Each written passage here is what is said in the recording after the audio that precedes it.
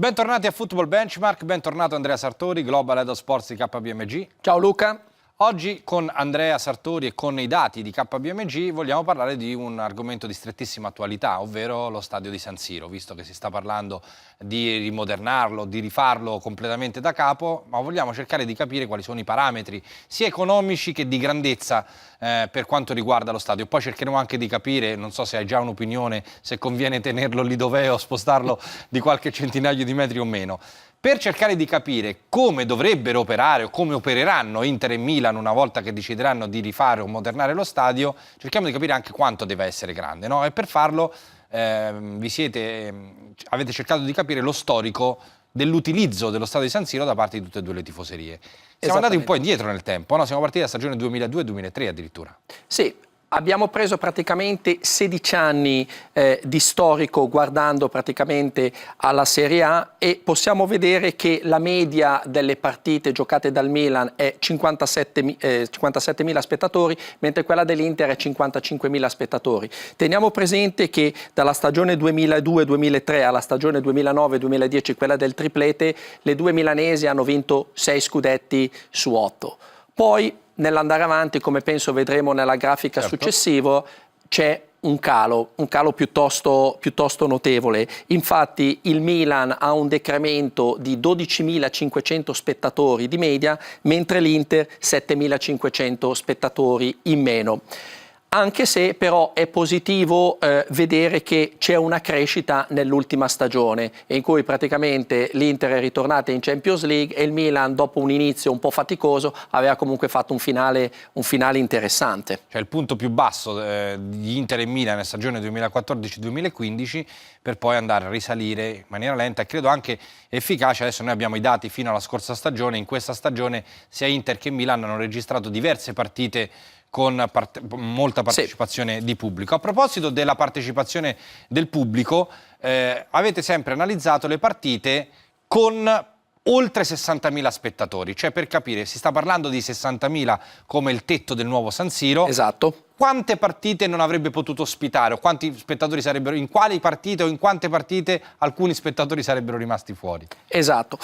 Qui abbiamo voluto praticamente analizzare quante partite il Milan e l'Inter nei 16 anni di storico hanno praticamente giocato a San Siro e effettivamente l'Inter solo una volta su 5 ha più di 60.000 spettatori, il Milan una volta su 4, quindi un totale di 75 partite per il Milan e 64 per l'Inter. Chiaramente c'è un decremento da il periodo fino al triplete dell'Inter e gli 8 anni successivi, che chiaramente è legato alle performance sportive.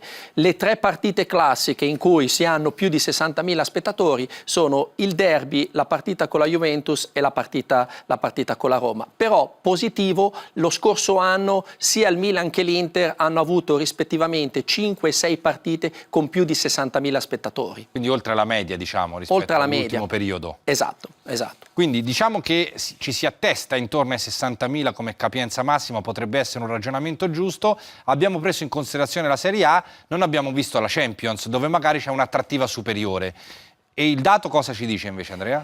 Sì, c'è un'attrattiva superiore, però per delle grandissime partite. Effettivamente noi quando abbiamo fatto questa analisi io sono rimasto un pochettino sorpreso nel vedere le medie e qui abbiamo preso praticamente 3 stagioni tra le più rappresentative sia per l'Inter che per il Milan, in cui il Milan ha vinto 2 volte la Champions e l'Inter ha vinto una volta la Champions. Interessante da questa grafica è che la stagione in cui il Milan ha registrato il più alto numero di spettatori è la stagione in cui è stato eliminato agli ottavi di finale dal Tottenham, stagione 2010-2011 in cui il Milan acquistò Ibrahimovic.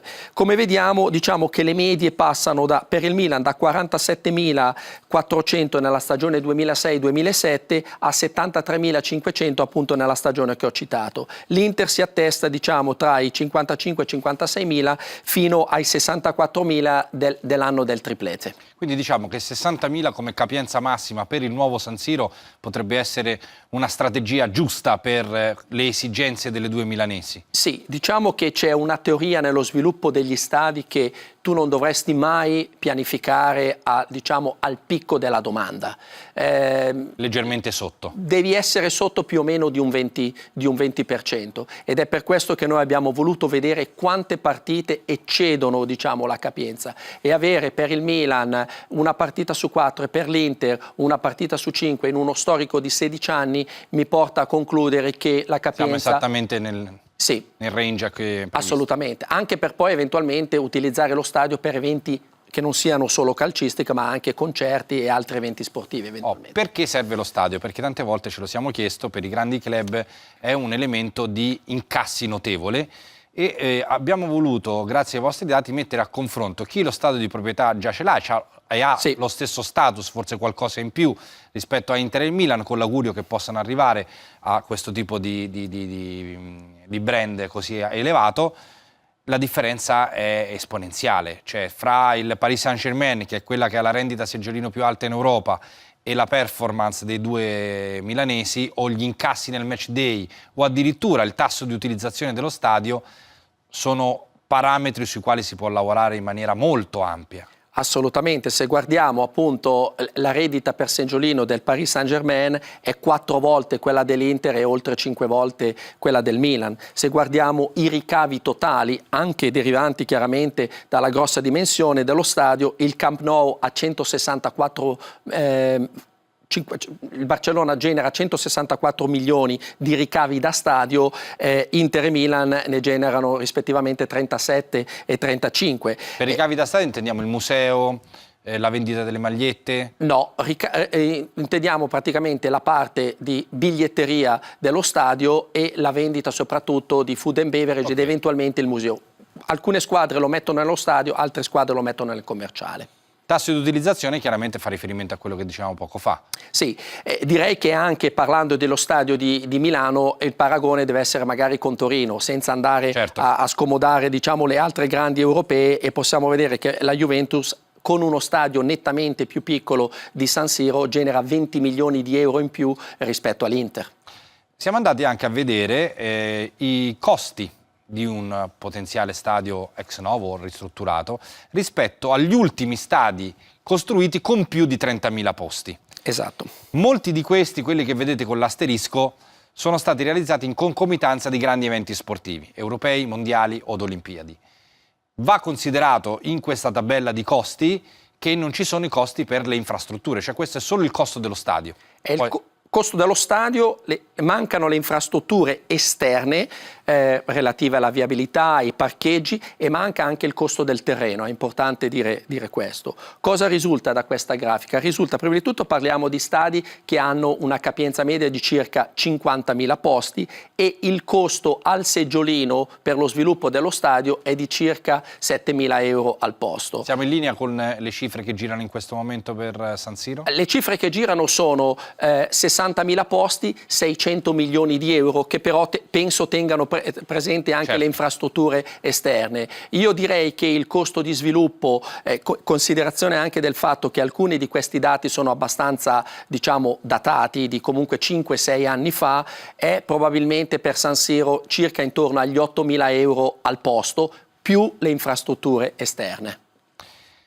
Siamo arrivati al nodo della questione, perché fondamentalmente, ne abbiamo parlato spesso anche fuori trasmissione, il fatto che Inter e Milan decidano di costruire insieme uno stadio è un unicum da un punto di vista forse mondiale, sicuramente europeo.